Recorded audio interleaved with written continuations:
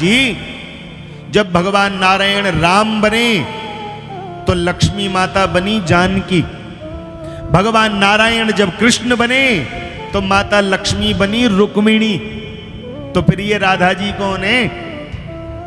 देखो भैया, जो कृष्ण हैं वही राधा हैं और जो राधा हैं वही कृष्ण हैं। दोनों में भेद नहीं है। शरीर दो हैं, प्राण एक ही है। एक ज्योतिरभूत द्वेधा राधा माधव रूपकम। जिस प्रकार एक ही वस्तु के दो नाम हो जाते हैं, वस्तु एक ही होती है। जैसे अब हम कहें देखो कितना बढ़िया दीपक जल रहा है, तो दीपक नाम स्त्री का होगा या पुरुष का? पुरुष का। और फिर अगले ही पल हम कहें दीपक में कितनी सुंदर ज्योति जल रही है, तो ज्योति नाम स्त्री का होगा या पुरुष का? स्त्री का। और फिर हम अगले ही पल कहें बोले ज्योति का कितना बढ़िया प्रकाश हो रहा है, तो प्रकाश नाम पुरुष का होगा या स्त्री का? तीनों में कोई भेद है? जो प्रकाश के रूप में दिखाई दे रहा है वो ज्योति ही तो है, और जो ज्योति जलती हुई दिखाई दे रही है वो दीपक ही तो है। अब चाहे दीपक कहो, चाहे ज्योति कहो, चाहे प्रकाश कहो, तत्व तो एक ही है। जैसे जल और तरंग, समुद्र किनारे जाओ अथवा गंगा किनारे जाओ, कोई कहो भैया जी देखना ये कितनी पवित्र गंगा बह रही है, तो गंगा जी जो बह रही हैं, अब गंगा माता स्त्री हैं या पुरुष हैं? स्त्री हैं। लेकिन उसमें से तुरंत एक लोटा जल हम भर लाए, बोले अब ये गंगा जल है। अब गंगा जल पुरुष हो गया या स्त्री? दोनों में भेद है कोई? जो गंगा है वही तो जल है, जो जल के रूप में दिख रही हैं वही गंगा माताएं। ऐसे ही संसार में नाम दो हो सकते हैं पर चीज एक ही है। ऐसे ही जो कृष्ण हैं वही राधा हैं, जो राधा हैं वही कृष्ण हैं। राधा कृष्ण में भेद नहीं है। लीला करने के लिए दो रूपों में आए हैं, एक ही।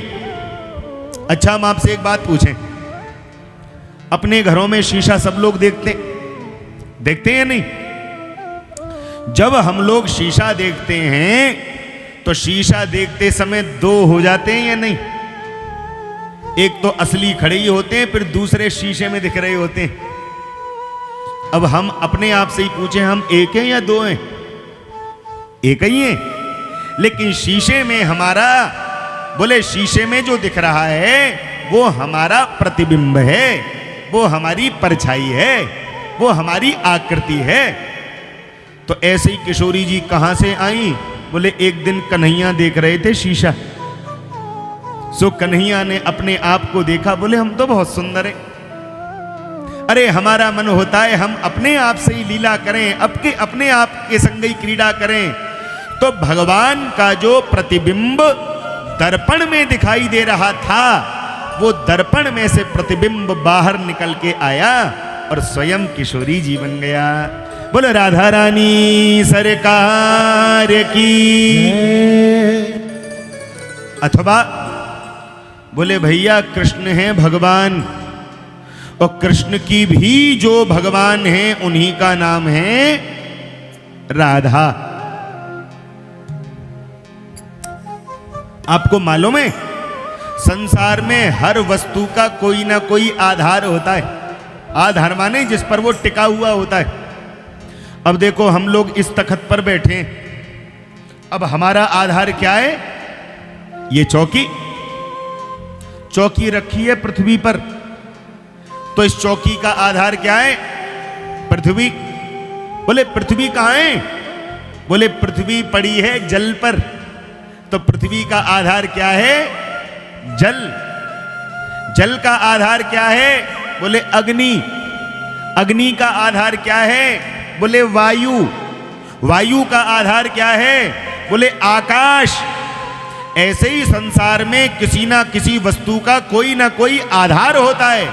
लेकिन जब हम आधार आधार आधार करते हुए जाएंगे तो एक तत्व ऐसा आएगा जो सबका आधार होगा, उसका कोई आधार नहीं होगा। तो तो जो समस्त आधारों का आधार है उसी तत्व का नाम है श्री राधा। नहीं तो प्रैक्टिकल कर लेना, 10-20 बार आधार आधार बोलना, आधार बंद हो जाएगा, राधा शुरू हो जाएगा।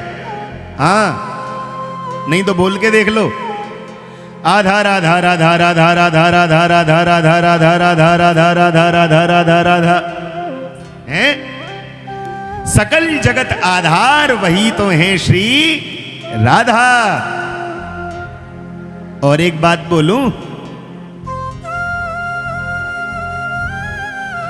जो काम भगवान करने में देर लगाते हैं ना, किशोरी जी उस काम को ऐसे कर देती है। हाँ, एक छोटी सी कथा सुनाता हूं, ध्यान से सुनो। बरसाना है ना, बरसाना, प्रेम से बोलो राधे राधे। ध्यान से सुनना।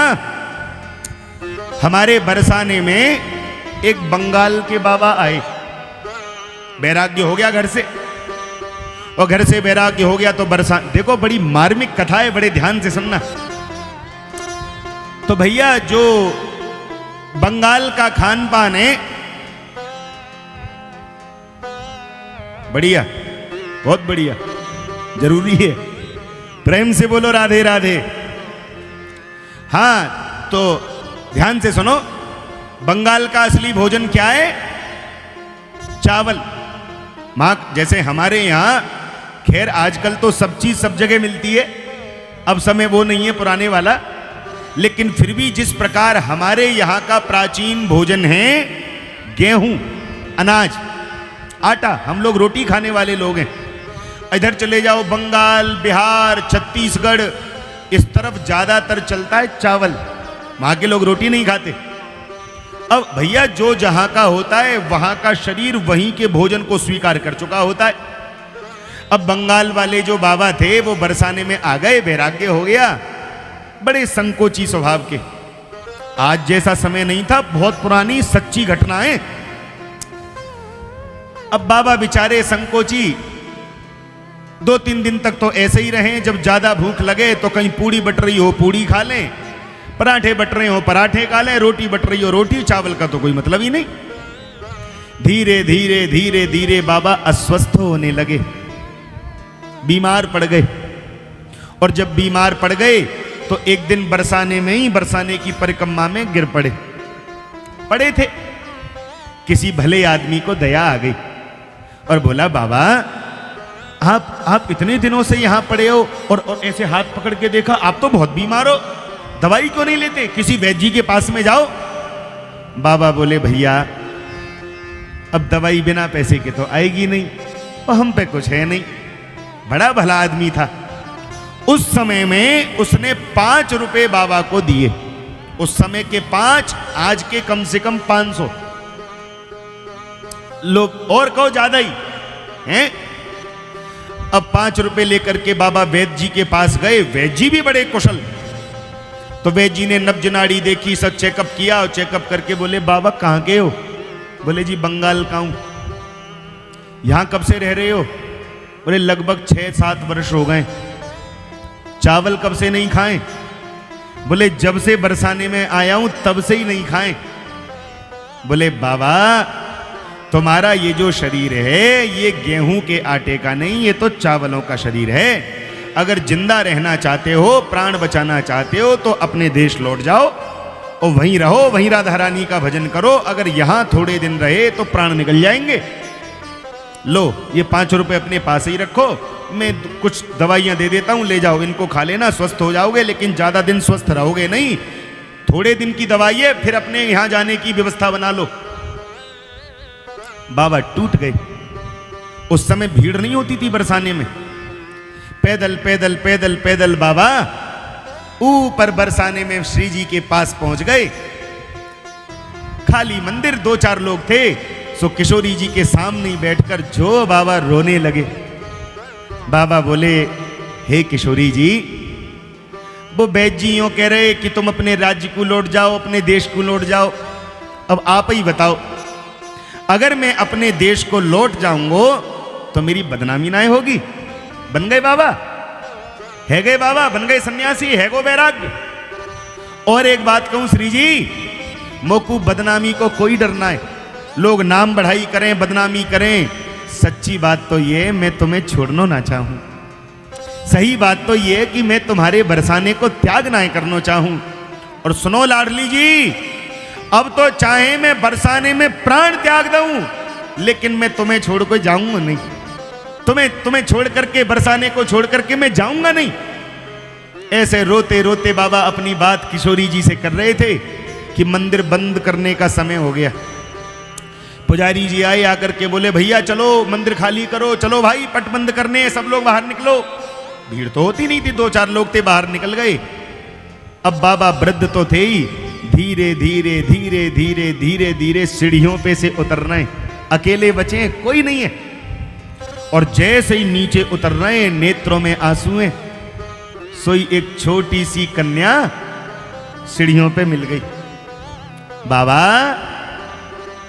काहे को रो रहे हो?